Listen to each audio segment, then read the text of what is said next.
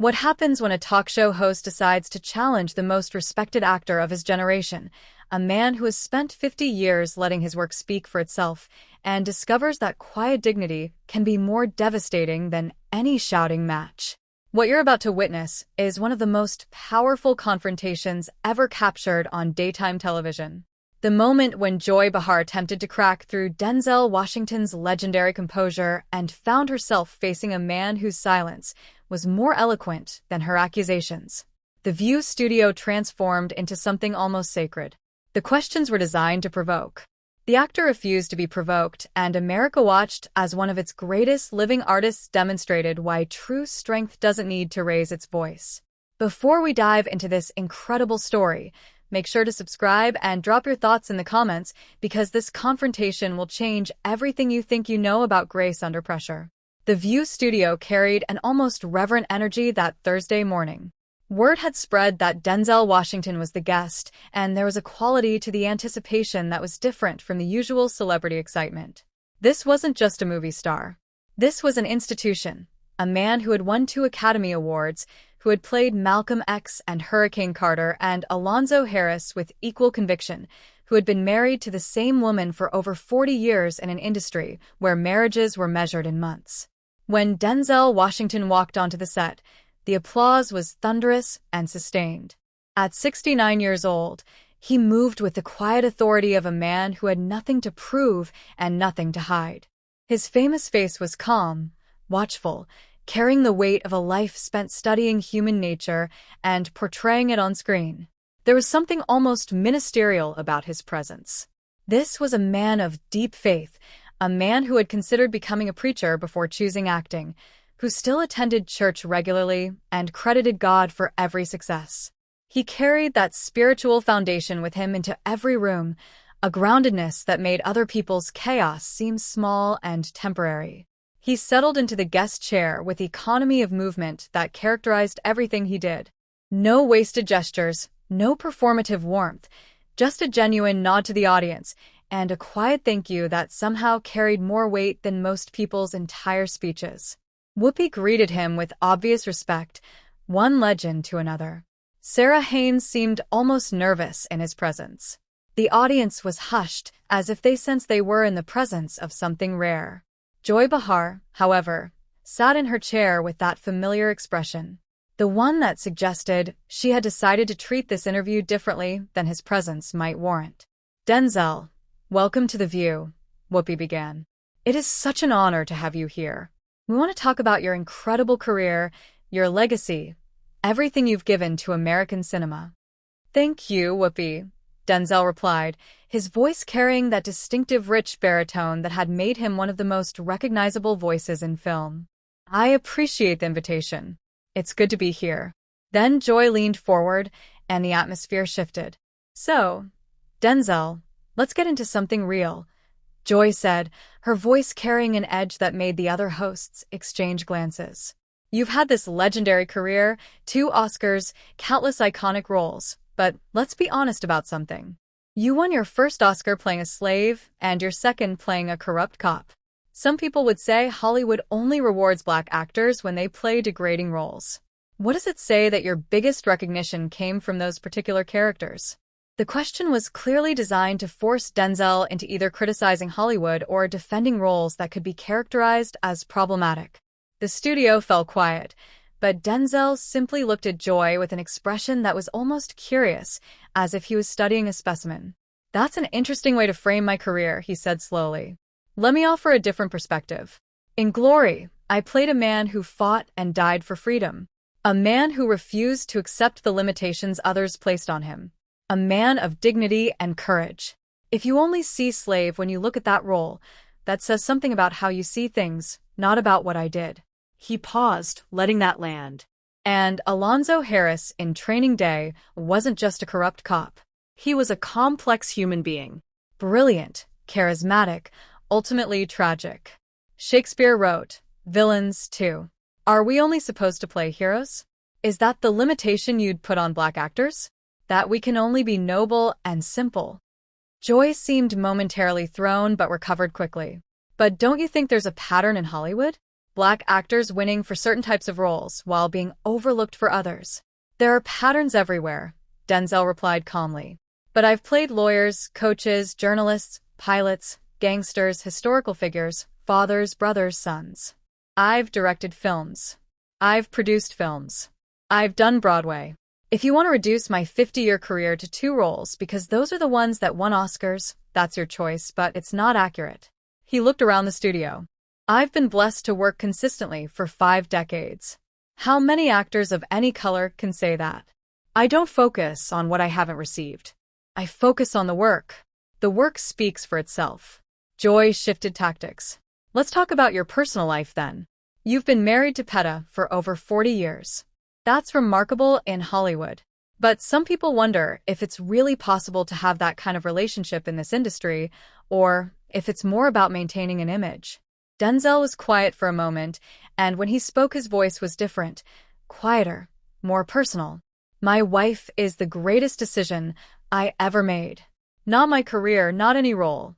Peta, she's been my partner, my best friend, my foundation for over 4 decades. We've raised 4 children together.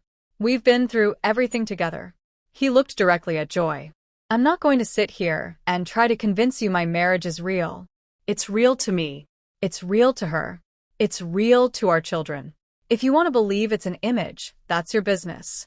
But I'd encourage you to look at your own relationships before questioning someone else's. The gentle but pointed rebuke landed with weight. Joy's face tightened. I'm not questioning your marriage. I'm asking how you've managed it. In an industry known for destroying relationships. By putting God first, family second, and career third, Denzel said simply, by making choices, by being present, by remembering that fame is temporary, but family is forever. It's not complicated, Joy. It just requires commitment. His voice warmed as he continued. My son John David is an actor now. You might have seen him in Tenet or BlacKkKlansman. He's finding his own path, making his own name. And I'm prouder of the man he's become than any role he's ever played. That's what matters. Not the awards on my shelf, but the values in my children's hearts. He looked at the audience. Katia, Malcolm, Olivia, they're all finding their way. They're good people. They work hard. They treat others with respect. That's Peta's doing as much as mine, maybe more. She held that family together when I was gone for months, making movies. She made the sacrifices that nobody sees. He paused. You know what the secret is? There is no secret. You just decide that you're going to make it work, and then you do the work every day. Same as anything else worth having. Joy pressed on. You're known for being very private. You rarely talk about politics, rarely take public stances on issues. Some people see that as admirable discretion. Others say it's a form of cowardice, that someone with your platform has a responsibility to speak out, and your silence is complicity. The accusation was sharp, and the studio seemed to hold its breath. But Denzel's expression remained calm. Who says I'm silent? His voice was soft but carried clearly through the studio. I speak through my work. I speak through the roles I choose. I speak through the stories I tell. Malcolm X wasn't a political statement. The hurricane wasn't a political statement. Fences wasn't a statement about family and responsibility and the Black experience in America. He leaned back slightly, his voice gaining strength. I spent 3 years preparing for Malcolm X. 3 years. I read everything he wrote. I talked to people who knew him. I studied his speeches frame by frame. I didn't just play him. I lived with him. And when that film came out, young people who had never heard of Malcolm X suddenly wanted to know his story. That's impact, Joy. That's real change, not a tweet that disappears in an hour. He shook his head slowly. The idea that the only valid form of speech is Twitter posts and rally speeches is a very modern, very limited view. I've been making statements my entire career. I just do it through art instead of sound bites. But in moments like we're living through now with everything happening in the country, don't you feel obligated to use your voice more directly? Joy pushed. Obligated to whom? Denzel asked. To people who want me to say what they've already decided I should say. To people who will criticize me no matter what I say because it won't be exactly what they wanted to hear. He leaned forward slightly. I'm 69 years old. I've been Black in America my entire life. I don't need anyone to tell me what the struggle looks like. I've lived it. I've portrayed it. I've tried to illuminate it through my work. If that's not enough for some people, I can live with that. I'm not here to satisfy everyone's expectations. Joy seemed to sense an opening, but some would say that's a privileged position. You've made it. You're wealthy, successful, protected. It's easy to stay above the fray when you're not affected by the problems everyone else faces. Denzel laughed, but there was no humor in it. Not affected. Joy. I grew up in Mount Vernon, New York. My father was a Pentecostal minister, and my mother ran a beauty shop. I went to public schools. I've been followed in stores. I've been pulled over for driving while black. I've had every experience that comes with being a black man in this country. His voice hardened slightly. The difference is I don't use those experiences to perform outrage. I use them to inform my work. I channel them into characters and stories that might help people understand. That's my contribution. It's not less valid because it doesn't come with a hashtag. He paused and something more personal surfaced. You want to know what shaped me? The Boys and Girls Club of Mount Vernon. When I was a kid getting into trouble, that place saved me. Gave me structure. Gave me mentors. Showed me what was possible. I've been giving back to them for decades now. Not for publicity, because I remember what it felt like to be a young black kid without direction. And I know how much it matters when someone believes in you. He looked at Joy with something approaching disappointment. But you didn't ask me about that, did you? You didn't ask what I've been doing for my community for the last 50 years. You asked why I'm not on Twitter shouting about politics. Because apparently that's the only contribution that counts now. He looked around at the audience. You know what I've learned in 69 years? Talk is cheap. Everybody's got an opinion. Everybody's got something to say. But what are you actually doing? I've been doing for 50 years. I've been doing the work.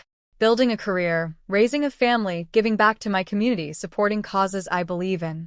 Just because I don't announce it doesn't mean it's not happening. Joy tried another angle. Let's talk about your faith, then. You've been very open about being a devout Christian. Some people find that inspiring. Others think it's hypocritical for someone in Hollywood, someone who has played violent characters, to claim religious devotion. Hypocritical.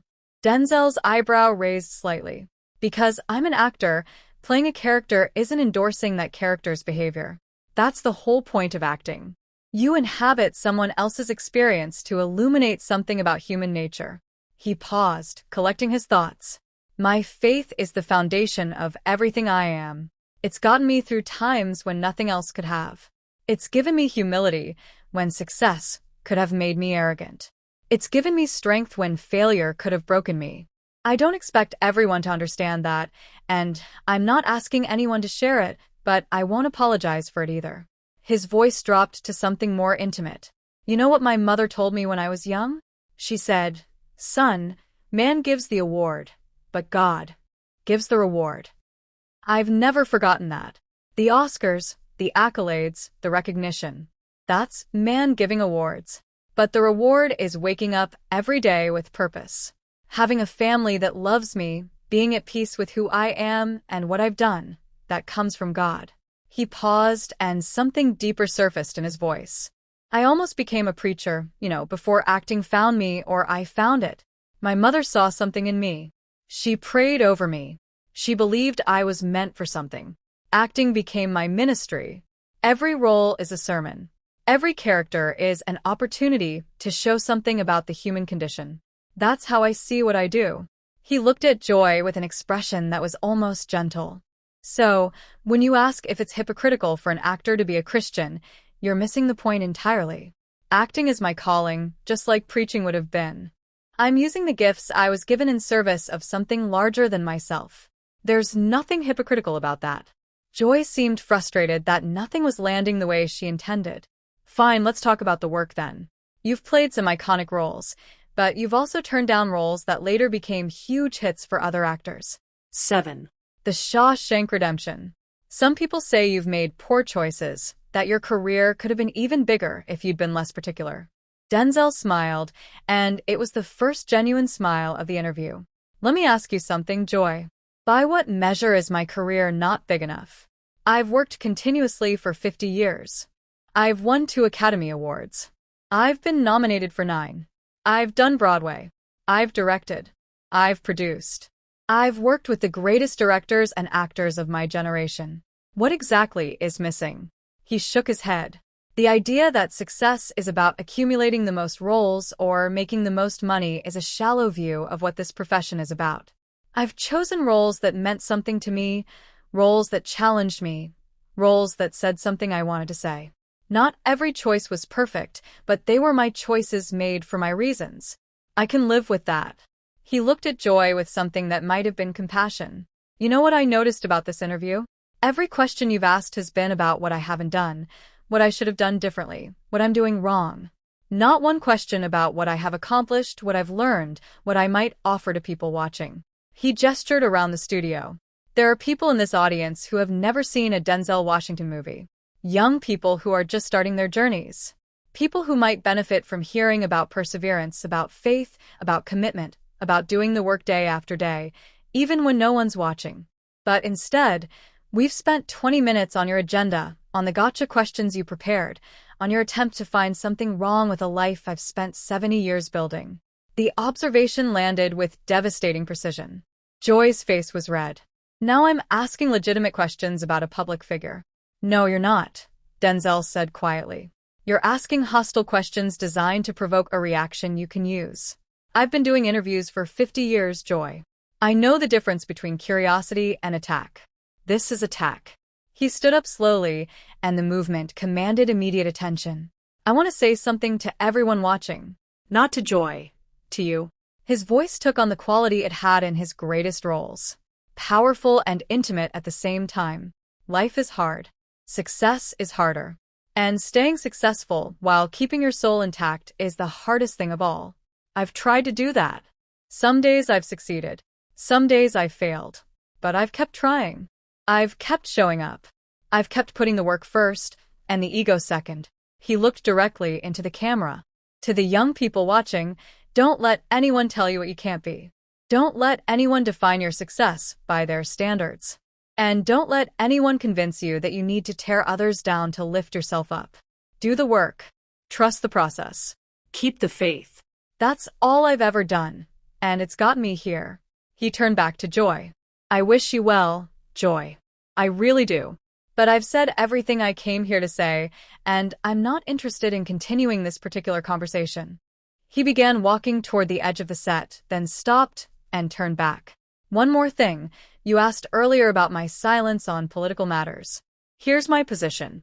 In a world full of people shouting, sometimes the bravest thing you can do is whisper or stay quiet altogether. Let your life be your statement. Let your work be your argument. Let your character be your politics. He smiled, and it was warm but final. I don't need to tell people what to think. I need to show them who I am. And I've been doing that every day for 50 years. The people who understand will understand. The people who don't won't. Either way, I'll keep doing what I do. That's all any of us can do. And with that, Denzel Washington walked off the set of The View, leaving behind a studio that seemed transformed by his presence. The audience sat in silence for a moment, then burst into applause that seemed to go on forever. Whoopi was visibly moved. Sarah was wiping her eyes, and Joy Behar sat at the table looking like someone who had come to fight and had instead encountered something she wasn't prepared for. Not anger, not defensiveness, just the quiet, unshakable dignity of a man who knew exactly who he was. What had started as a confrontation had become something closer to a sermon. Denzel Washington hadn't defended himself so much as transcended the entire premise of the attack. He had shown that the best response to provocation wasn't counterattack, but elevation, rising above while somehow lifting everyone else with him. The aftermath of that interview would be discussed for years, not as a fight that Denzel won, but as a masterclass in how to handle hostility with grace. He hadn't destroyed Joy Behar. He had simply made her questions seem small compared to the life he had lived. And in doing so, he had reminded everyone watching why he was considered not just a great actor, but a great man. For those who had watched him bring Malcolm X to life with such fire and conviction, who had wept as Reuben Carter fought for his freedom, who had been both repelled and fascinated by Alonzo Harris, there was something deeply moving about seeing the man behind those characters. He was quieter than his roles, gentler, more grounded. But underneath that gentleness was the same steel that made his performances unforgettable. That was the real Denzel Washington. Not the characters he played, not the awards he won, but the person underneath. A man of faith, family, and quiet conviction who had spent 50 years proving that you don't have to be loud to be heard, and who on that morning had proven it once again. Some would later say that Joy Behar had been outmatched from the start. That challenging Denzel Washington was like trying to argue with a mountain. But perhaps that wasn't quite right either. It wasn't that he had won an argument. It was that he had refused to have one. He had simply been himself completely and unapologetically. And that self was enough to make every attack seem petty by comparison. What do you think about this incredible confrontation? Was Joy Behar out of line, or was she just doing her job? Drop your thoughts in the comments below, and make sure to subscribe for more stories that will absolutely leave you speechless.